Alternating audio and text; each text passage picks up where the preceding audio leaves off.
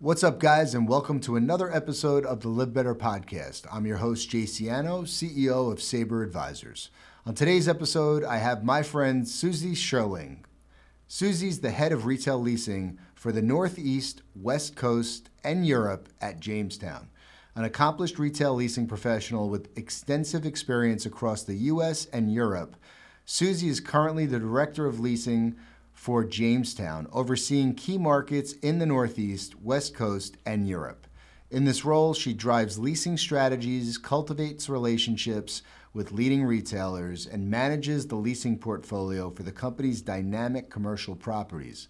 Susie is originally from London, and she's called New York City home for over 11 years, thriving on the energy of the city during the week and seeking respite in the fresh air of upstate New York on weekends.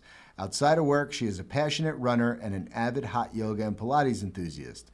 She enjoys cycling around the city with her kids, making the most of both urban life and the outdoors. Now you understand why we're friends, and I hope you enjoy this episode. I just wanna have peace. Pay for the bill, let them take my card, never see the receipt. Good health, we prize, but everybody around prosperity. What's up, guys, and welcome to the LivBTR Podcast. This is your host, Jay Siano, and this is the show for people trying to optimize every area of their life. Let's go. I just want to have peace. Susie Sherling, welcome to the LivBTR Podcast. Thank you for having me. I am very excited to have you, and we've gotten to know each other recently, and we're going to get to know each other a lot more here. And I'm excited to do that. Likewise. Really excited to be here. Thanks for having me. Of course. So you're the Director of Retail Leasing for Jamestown, and you have quite a bit of geography. So I'll let you explain that so I don't butcher it. Thank you. So Jamestown has a portfolio in the US and Europe, and in Latin America. I shouldn't exclude that, but I oversee the West Coast, Northeast and European portfolio, whilst we have a huge conglomerate in the Southeast looking after itself right now. But yes. Amazing. Yeah. So where's the accent from? Can't you tell, Brooklyn? I can. I can but, tell. I can say good cup of coffee. I thought it was the Bronx. No, I'm trying. I'm originally from London. Okay. I've been in New York for 11 years. And how did you get into the world of retail real estate? That's a really good question. By default, I will say. Me too. I think we all did, right? Yeah. But we should have chosen it because it's fun. 100%. And I wish I just didn't know it existed. Exactly. It was more that, yeah. I actually started out in residential in the UK, and it's a completely different format in the UK. The real estate worlds don't speak to each other across the Atlantic Ocean. Interesting. And so when I got here after being 8 years in the high-end luxury residential world, I came over here and be like, no thanks. I think I'm going to figure this out. So meaning that you were in luxury residential for 8 years. Yeah.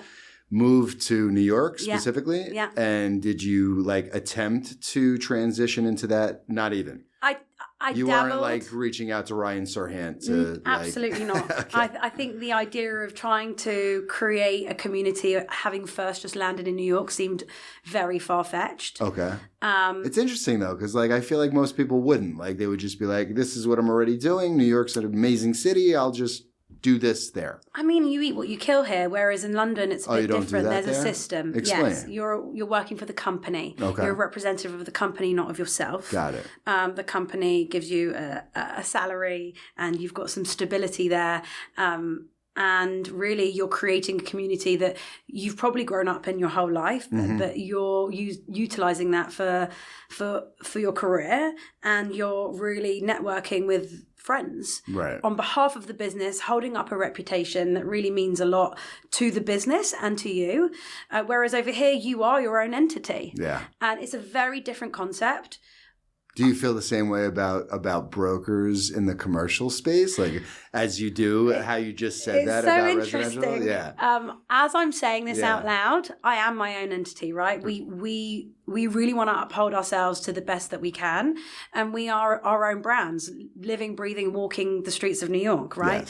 Yes. So, as much as I'm upholding the company's reputation today, I'm also upholding my own. Sure. And I'm thinking about the future and preserving that and making sure that we have just great relationships across the board, and those relationships have seeped in from my professional life into my personal life. Right. So it has become that way here, but it's taken 11 years to get there, I would say. And over time, what I've learned is you've got to love what you do. And it doesn't matter what you do, you just got to love it. Yeah. And if you don't love it, then how do you fall in love with it? What elements can you take from it to make it your world? Because essentially it is, if it's a minimum 5 out of the 7 days of the week that you're committing to it. Yeah. Minimum. No, it's interesting because how you described you eat what you kill, and then on the residential side in London that you actually have some security. That's an interesting concept because I've never had security in my life, which is, kind of why like this career choice is a gift and a curse. 100%. Yeah. I can advocate for either approach. And I would say that at the end of the day, the eat what you kill could be metaphoric. Totally. Or could be quite literal. Yeah. And in London, even though you had that stability, the survival of the fittest was those that were predators in that sense, but in a good way. I think there's a negative connotation with that, but you really had to hone in on what you were doing, why you were doing it, and how you're going to be the best for yourself. Yeah. And I really emphasize for yourself because, again, you're your own brand at the end of the day. Yeah. Even though you're representing the company. So I think that tenacity in our field is really the underlying foundation to success, but it's not everything. For sure. We're going to switch gears for a moment. I agree with you. And resilience comes into play. Yes. With those things. Yes. And you just went through a major life transition. I did. And I wasn't aware of that until I read the notes on my way here. And this is really about, I use this as a great excuse to get to learn from people. And I'm just trying to do the best that I can, and I'm very, I think, transparent about, like, yesterday I just decided to pick up my phone and talk into it about how, like, the holiday season's so great, but at the same time, like, my dad passed away last year on December 27th, thank you. After my mom passing 25 years ago, so like these things just make you who you are. Yeah. And it's impossible to pretend that as happy and positive as I am. And I said that yesterday, like I'm just genuinely wired that way. Me too. So tell me about what you're going through. Tell everybody listening about what you're going through. So 2 years ago, coming up to 2 years ago next week, my late husband was diagnosed with a stage 4 very rare cancer, thymic carcinoma. It's very rare. You wouldn't have heard of it. It's of the thymus. Do you know what the thymus is? I've heard of it, but I don't know what it does. It's an autoimmune organ that becomes somewhat obsolete at a certain age past puberty, and it sits there behind your heart and just does its thing. Or doesn't, in this sense. And so we found out that he had a brain tumor, actually, when we were in the Dominican Republic of December of 23. What were the symptoms that he had? Very mildly high blood pressure. Really? Very mild. As in nothing to write home about, but just enough to go and check at the local hospital in the Dominican Republic. Okay. And here's me thinking, it's fine, just routine check. Yeah. No big deal. They find this massive brain tumor. It was huge at the front of his brain. And I've got 2 young kids. At the time, they were 1.5 and 3.5. Wow. Sorry, 2 and 4.5. And my father was there and my in-laws were there. We were making a really big family holiday of it. And so they, in the end, send John, my husband, and his parents back to New York to get it checked out. I stay back in the Dominican, and 2 days later we find out that it is definitely a brain tumor and they're going to operate. So on Christmas Day, we fly back and he has a craniotomy. They remove the tumor, and luckily it wasn't as big as what it looked like, but they did say it wasn't primary, which we were so lucky at the time to have known. It was a secondary tumour and it was coming from the thymus. The primary tumour is in the thymus. Now, with that information, it took about 6 to 8 weeks to discover. And then the journey from there onwards was utterly mysterious. It was unprecedented. Not many had metastases to the brain. We were dealing with the best doctors in the country, maybe in the world, at MSK. And I have a lot of familiarity with MSK. Yeah, I spent a lot of time there, a lot of holidays. Not my favorite place. No, and I've just come off the back of that, so I know exactly what you went through. Yeah. And they are a wonderful team over there. But with this, we were just in the dark for the best part of a year and a half. Yeah. And all different types of chemos weren't working. And in the end, I would say October of 23, we just started a relentless journey of being in and out of hospitals. Yeah. And the metastases spread to the liver as well, which kind of made the journey harder. Yeah. And in July of this year, my husband passed away, sadly. But the beautiful part of that was that he was upstate in our home with his family and his friends surrounding him. And it was the most, I hate to say it, magical way to end. Yeah. And we're just lucky we got him out of the hospital when we did. Well, I'm so sorry that you're going through that. And thank you for sharing it. Thank you. And your approach to it is beautiful. You know, I think that it's just something that nobody can ever, it's like a club you don't want to belong to, especially when something really happens that fast. It's impossible to process. I've been through that a few times. My wife's mother passed away from pancreatic cancer within a few months of being diagnosed. So like really fast for her. Mine was a longer, more drawn out thing. But how do you process that? As positive as you are, there's, how do you not become a victim of this? This doesn't happen to people like me. This, it's tough. You can't always be positive. And I want to emphasize the word that you just used, victim. Yeah. I will not be a victim, which is number one. Yeah. And yes, this was a terrible journey. And I could go through the ups and downs that we went through, and there were many of them, as I'm sure you know, the amount of layers and the badge that you wear to enter this club, which is, by the way, gigantic. Yeah. Who knew how gigantic this club was and really is. But you cannot succumb to that journey. All I have ever wanted to do was try and say, okay, these are the cards that were dealt with. How are we going to deal with it? And how are we going to get through it? Yeah. You have to see the positive, because you really could go to the end of the world otherwise and say, why me? Why did this happen? Why us? Why him, 39 years old? Yeah. Why the kids? Why?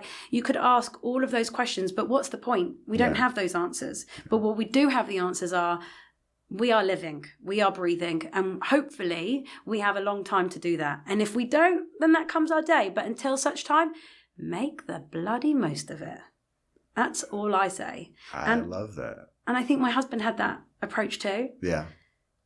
And I caveat this with, I lost my brother at a young age. Wow. I was 23, he was 19 at the time. I'm one of 5, I'm the eldest. And so that's what spearheaded our move to New York. After he passed, we were like, sod it, we're going. We're going to go on adventure. Let's seek an adventure and try and combine our life with adventure and reality. And that approach has really stayed true to this day. Even though I've had the unimaginable happen this year, I'm still on that adventure, on that realistic adventure, and it doesn't stop. What's happened to him? It's happened to him and us as a ripple effect has made us want to live more and just do more. Yeah. But with that comes a balance. Yeah, I mean, you walked in this studio and we kind of looked at each other, and it was just like, man, things are crazy and the holiday season and all the things. And, and I said, I just, I kind of know and feel like I haven't been present, the way that I need to be and the way that I usually am, it's a non-negotiable for me. But there are certain times that, that there's seasons and things of that nature, right? That you have clients in from out of town and you have ICSE and you have all these things where it's, it kind of is impossible to always be balanced. That's right. Yeah. I think when it's unbalanced, if you can take the moment, and I think what I've learned in the last 2 years is just living for the hour or the day and forgetting about what's tomorrow. You're here today. And if you can't be present in the time, in the Christmas period, be present in the day, be present in the hour. Forget about the chaos that surrounds that hour and just hone in. Yeah. And know that whatever falls on the wayside, we'll pick it up. We'll figure it out. It doesn't matter. We will figure it out as long as you're just focused. Yeah. I love that. Yeah. I thought we were going to come in here and talk about like hot yoga and Pilates. We could talk about that too. Let's do it. I mean, that was my therapy this last year. Yeah. So what do you like to do? I'm a hot yoga person. I'm a Pilates person, so you nailed it. Yeah. I used to CrossFit and run marathons, and I've kind of changed that tempo to strive for that balance in life. Yeah. Because my life feels like a whole CrossFit marathon, I would say. So you're a high performing individual in all areas of your life. I subconsciously am, yes. Subconsciously. Yeah, I think so. Okay. What is your favorite Pilates and hot yoga like places to go? I love Reformer. Yeah. I think East River Pilates, where I live in Williamsburg, has got it down. Okay. The accessibility, the level, the quality. I love the different levels of easy, medium, difficult approach. Reformer, not Megaformer. Not Megaformer. Yeah. I'm not that young. I don't know if I can do Megaformer these days. I've tried it a few times. Well, a reformer can be really difficult too. Yes, although I think it's more intense when you slow down rather than speed up. Well, yeah, for sure. And I'm a speedy uppy type of person, so when I slow down, it's really challenging. Exactly, which is why I think it's not very natural, for like strength trainer, men who just like to throw weights around. You get them on a reformer, forget it. Oh, it's brilliant. I've been humbled. It's very difficult. It is difficult, and it's really great to see the differences between the many aspects of yoga, Pilates, etc., and between men and women and everyone really. The same applies for hot yoga. I love Modo. Modo has survived through the pandemic, which is a badge of honor for them, I would say. Again, the accessibility and the space is beautiful, and what they create, their schedules the programming is just fantastic. I'd like to say get there long enough during the week, but I take 90-minute classes and you can't make enough time for that. So I try and do that at least once a week. Okay. At least, just for my sanity. Yeah. Yoga really was my therapy, and I keep saying to my yoga teacher that he took me on a journey and he didn't even know it. Yeah. During the last 2 years. Yeah, I get it. And it brings out an emotional connection to yourself that you wouldn't necessarily carve out the time for. Yeah, fitness for me has completely been a mental. It is therapy to me.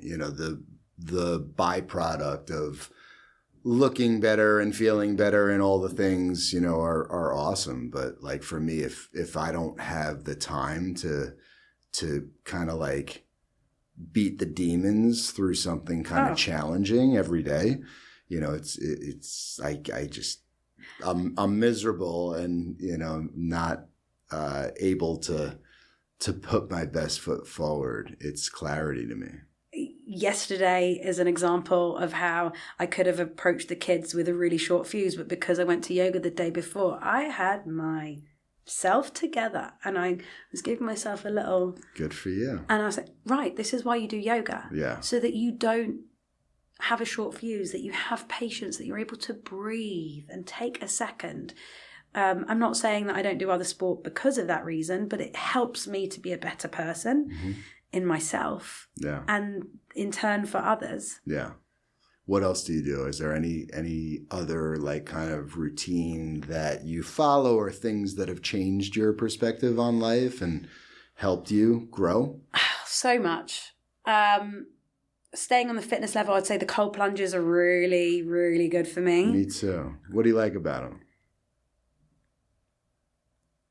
No matter how hard the day you're facing, that cold is going to get you, and you can still face that too. Yeah. And once you've done your 6 minutes or your 3 minutes or however long you want to go, you're like, yeah, I did that. Yeah. If I can do that, I kind of can do anything today. Yeah. That's what I love about it. No, What I about you? agree. It's funny because a lot of people talk about, how it's just, there's no necessarily like scientific, not enough data behind it. Fine. And again, for me, it's really about how I feel. Everything I do is how I feel. So even if it's placebo, I don't, that's fine, right? Like, Agree. But for me, I've been really trying to work on neutrality where I try not to experience high highs and low lows. So if I could be just kind of like at the same, if my, just kind of same beat, regardless of how great or terrible something is, like, and an ice bath for me has really helped in a lot of ways for that, where I just, if I'm stressed out on the road, so to speak, and like somebody does something stupid, like I'm just chill. And it also, quite literally, but it also just cuts that moment, right? Yeah. It's cutting. It's like, okay, put it behind you. Yeah. We're here. Totally. Move forward. Yeah. And that cold effect just shifts your mind's perspective. Totally. When I was in London for the summer after everything that happened, I was staying at my father's, which is not recommended for anyone at this age with their 2 kids. So I was like, I need to get a cold plunge. Yeah. If I don't get a cold plunge, I got one of those mobile things. Sure. And I would just do that every morning. Yeah. And the days that I didn't do it, I was not a nice person. Yeah. The days that I did do it, I had such better mental clarity. I totally agree. I was nicer to everyone. I could handle the day better. Yeah.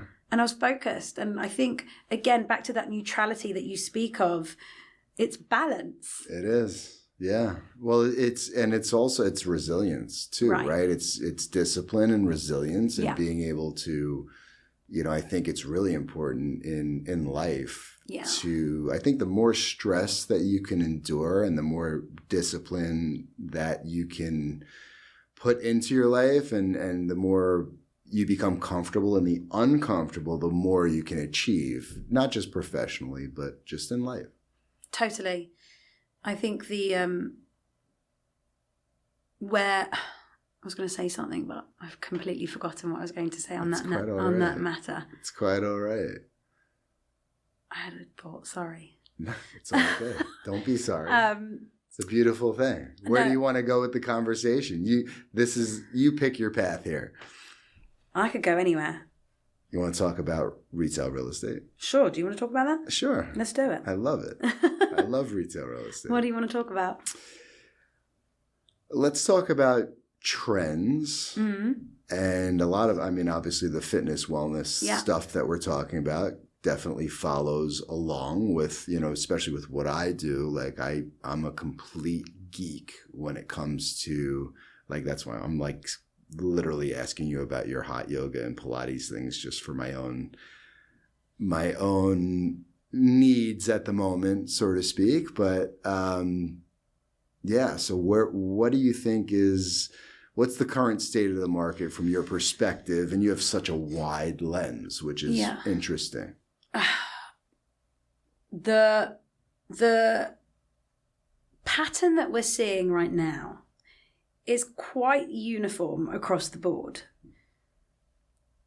You've got some really good talent entering the market or already existing in the market that want to do more. You've got a lack of space or growth or capital. So both are peaking at the same time. And then the survival of the fittest or the best stays in place, but really has to compensate or compromise, I should say, for the gaps. And those gaps can be quite detrimental. And they all deserve a place. I think since the pandemic, we've seen huge talent survive or enter this market and really deserving of a spot in these places. But how do you support these initiatives and how do you allow for them to grow? And from the retail perspective, from a landlord's perspective, you see that there's huge demand. It's trying to understand the quality of that demand, the conversion of that demand, and the longevity of it. Sure. As a consumer. Yeah. Put your other hat on. Yeah, I believe in all of it. And I think that there is a place for it all, but it has to be curated intentionally and you have to really be there with a purpose. Yeah. And that's why the why is the biggest part, or essentially the crux of the conversation between landlord and tenant and in the retail world. How does Jamestown intentionally curate? We look at the void. And we also try and manipulate traffic patterns within our portfolio to really encourage accessible, inclusive spending habits, right? But first and foremost, making it a place. So do you feel like this is a community? Can you contribute to that community?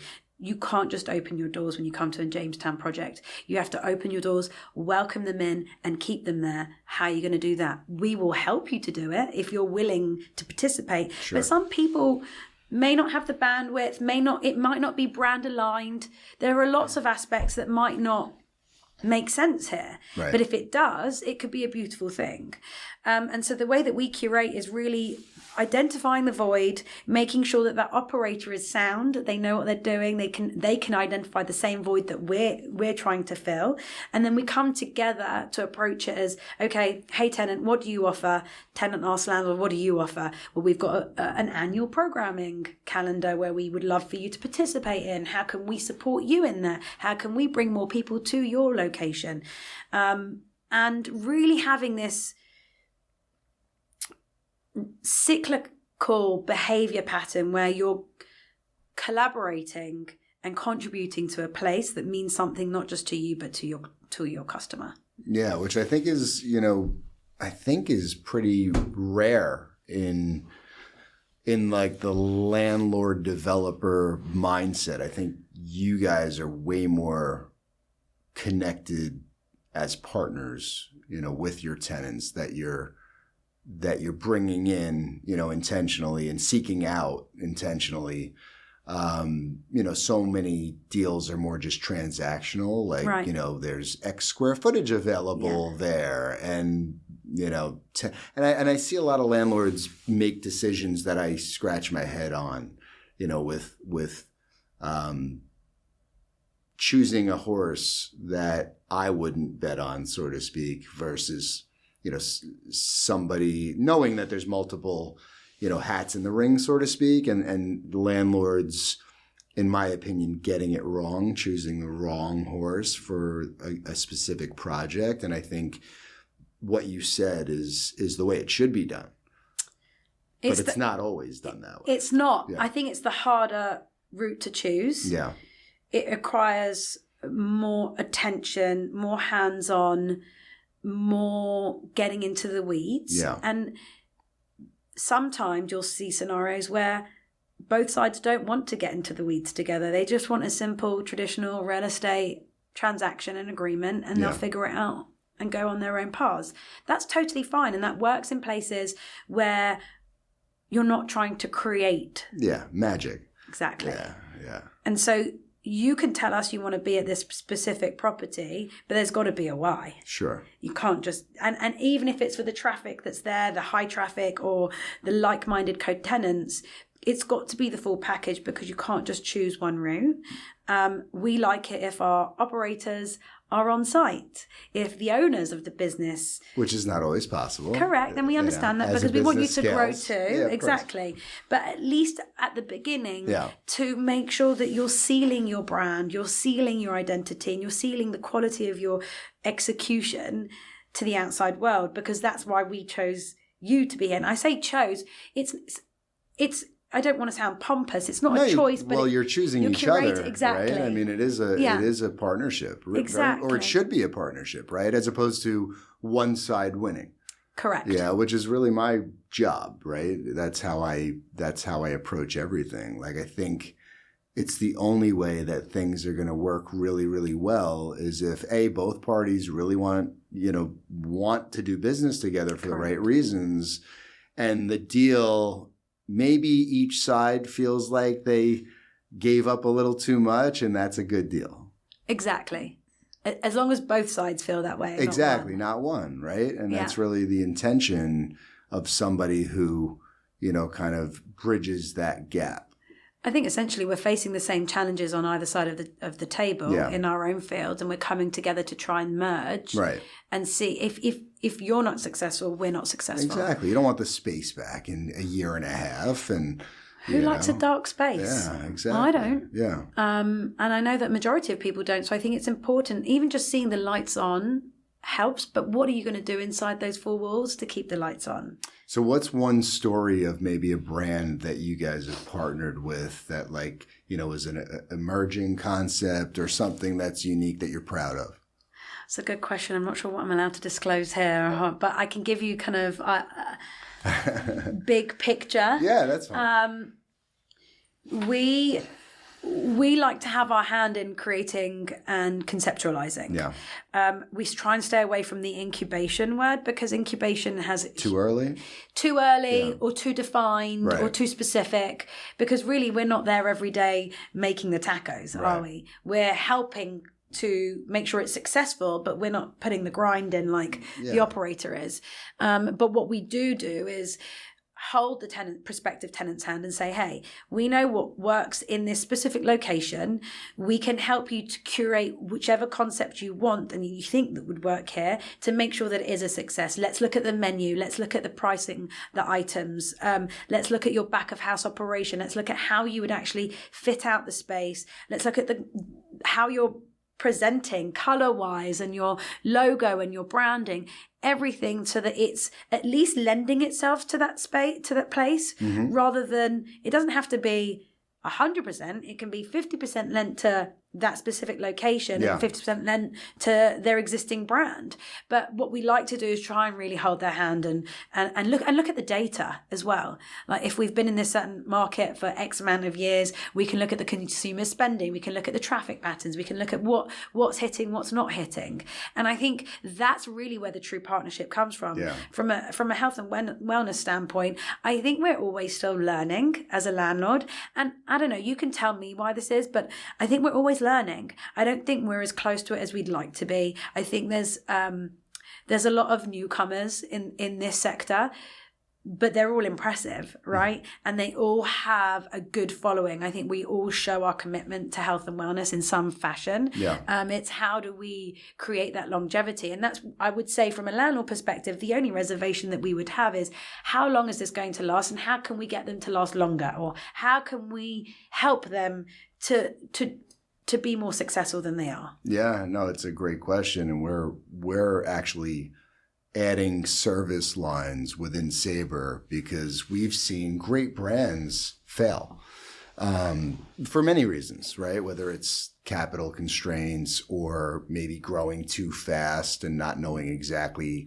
what that means. And from a talent perspective, the right hires when, depending on what stage you're at, and how to build things that look really beautiful but aren't imported marble from Italy. Exactly. and so on and so forth. And having done it for brands successfully on numerous occasions at this point, there's a lot of, it's not rocket science, right? So like when you've there were a ton of learnings from scaling Solid Core from 10 locations to we're at like 110. And brilliant. For a corporate group fitness concept, that's never been done before, which is pretty crazy, right? So like having been involved in Orange Theory from the first studio and Chipotle touring, New York with Steve Ells at the beginning of New York Chipotle, right? And and being involved in Starbucks at a pretty early time, which is really where I learned the business, you start to see just these businesses are not so dissimilar, right? Like the growth, the things that you need to do really well, and the people, the experts that you need on your team, essentially in each seat, right? Like you need a really good real estate strategy, person. You need a really good construction, person. Yeah. You need operations is something I don't have a lot of experience in, but it's critical, right? Like all these things need to fire on all cylinders, or you're not going to be able to grow to 100 plus, corporately owned locations. It's just not possible. So do you think that's the common denominator between all of these examples that you've given, that if you're not firing on all of those cylinders, it's hard to achieve? It's impossible. Yeah. I learned that from Starbucks. Yeah. That's where I first was exposed to the machine that was so well built that everybody owned their role and was so good at that.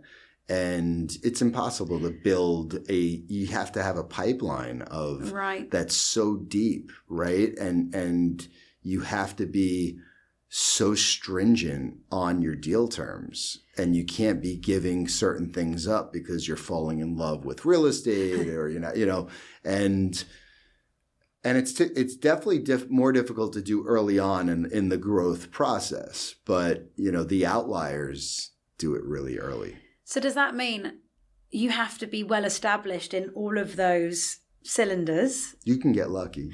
Right. And I think that's the irony that I'm seeing is you've got to have a chance somewhere. Yeah, right? Of course. Who's going to take the chance on you? Correct. And how can they support you on that chance? That's and right. I believe that we're well positioned for that. You as a are, landlord. which is very unique. Like what you're saying about how you curate intentionally is, again, that's, you're helping these tenants be successful. But there's only so much you could do also, right? Like exactly. And that's managing expectations Correct. At the same time. I think you've got to start somewhere. You've got to try and figure out how to partner with them and then let them do what they need to do to a certain point. And then make sure that you're checking in and learning about the brand's growth or learning about the challenges that they're facing. One big challenge that we're seeing over and over again is the operation, is staffing. And marketing. Exactly. Right? I've seen so many failures with marketing where a lot of money was spent and it didn't work, or it was right.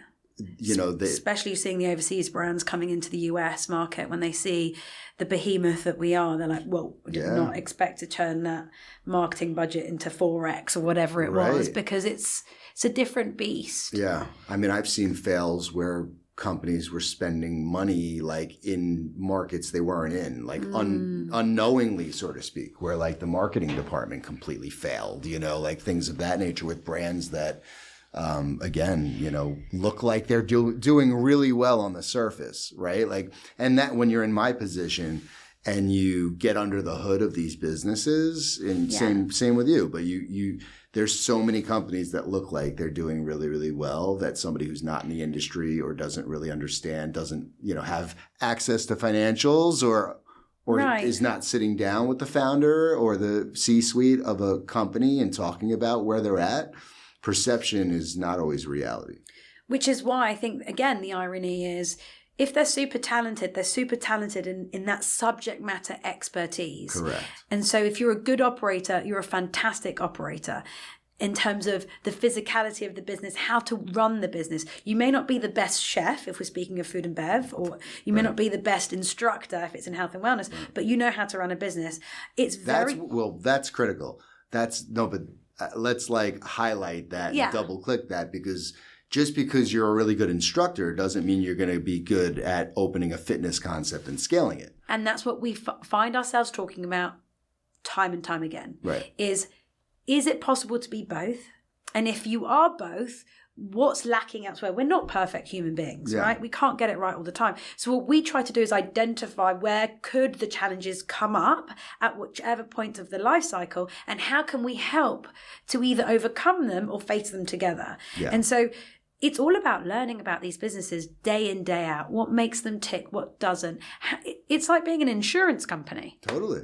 And I think it's not just pure retail. We're not just pure retail leasing. Like there comes in a huge approach of how do we look at this universally? How do we look at this as what can they be doing? What are their downfalls? How can we make up for them? And who can we introduce as a partner or as an advisor or just a friend? Totally. To give some tips. We love to really cross-pollinate our co-tenants. Yeah. And so what works for them, what didn't work for them, let's just share those stories. Yeah. Because what's the point in reinventing the wheel? Yeah, and it just helps everybody. There's, collaboration, I think, is one of the most exciting things about, what we do and, the folks we have access to and people at the top are always collaborating, not competing. Yeah. And that's fun. Yeah, agreed. Where do you see the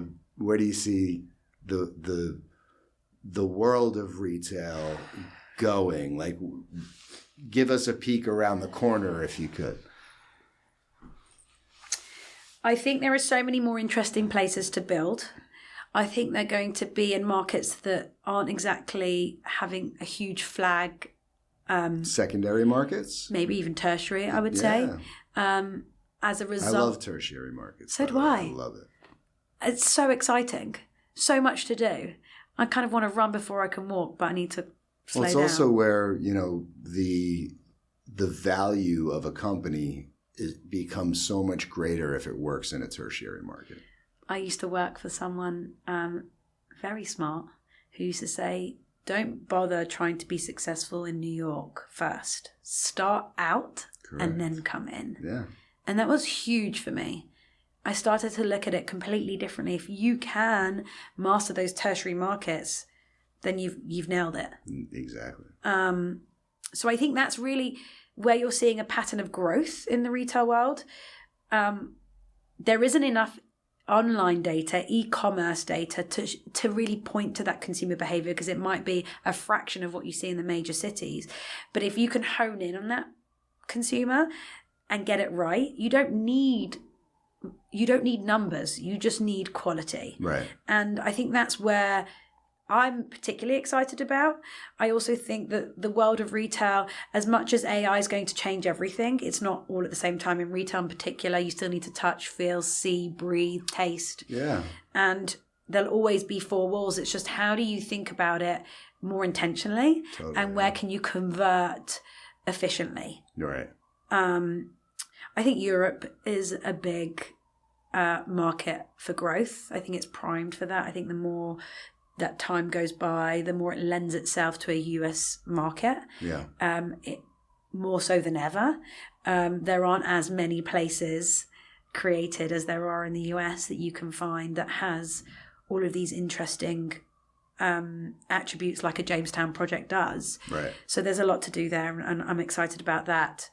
But I think we're just going to see less but more intentional openings across the board. What project in your purview are you most excited about right now? There are so many. In the US, Charleston's a really interesting market for me. I think we all know that Charleston has seen an influx of people moving over there, mainly young professionals with disposable income that want just a simpler life, less expensive, more intentional, can work from home or create their own business. Mm-hmm. Charleston's that place. Yeah. And Charleston's tiny. Yeah, Acadia invested a ton on King Street. Right. Yeah. So King Street's really the only retail spot you can think of Yeah. today. There's more to that, and Yeah. I think there'll be more to that.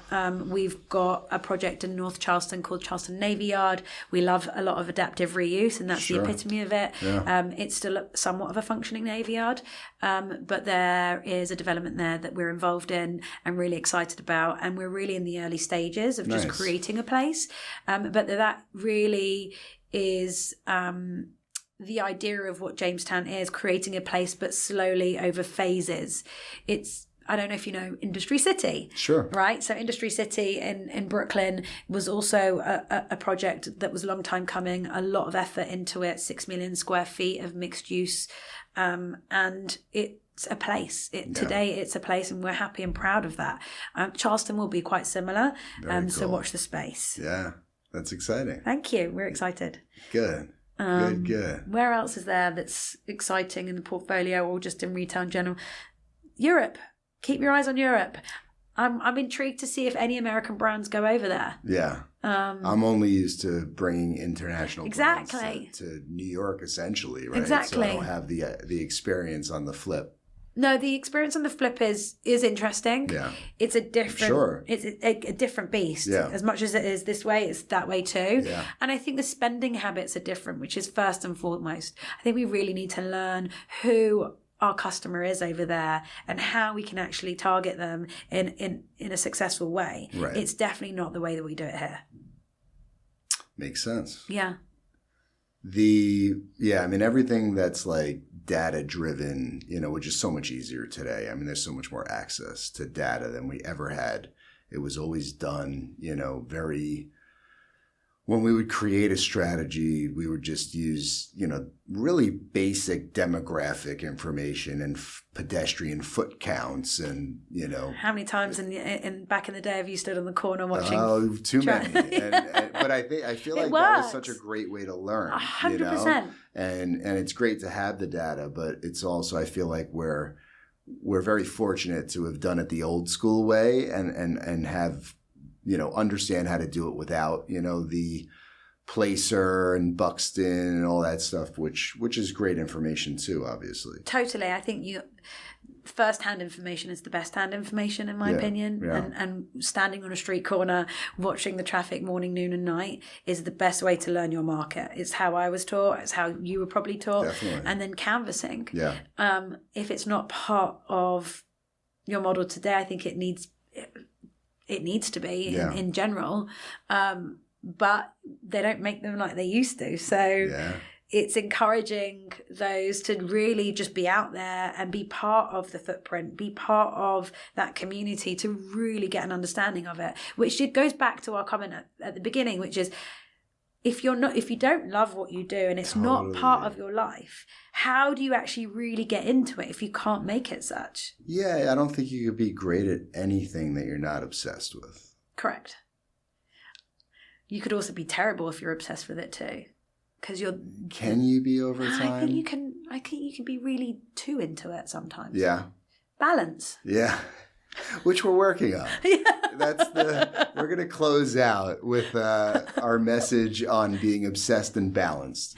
Yeah, I like that. Yeah. It's a great mantra for today: obsessed and balanced. So, where can people find you if they wanted to reach out?